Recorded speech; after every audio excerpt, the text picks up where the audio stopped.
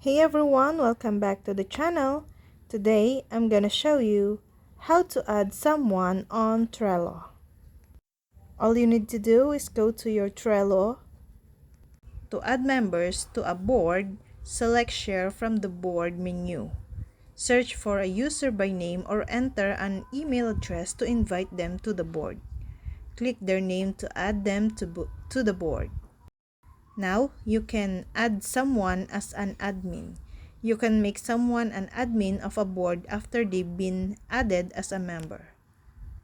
You can adding someone as a board guest.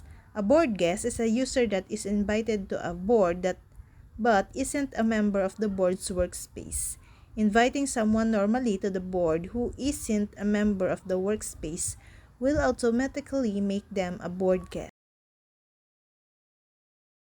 Observers are not able to move or edit cards, upload card, attachments, tick the box on a checklist item, and observers can change board settings.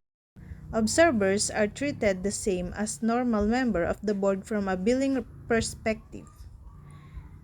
Inviting people by using a shareable link. You can also invite others to your boards by sharing a special link with them. And that's all. I hope this video helped you guys. For more videos, subscribe to our YouTube channel. Thank you for watching. See you again.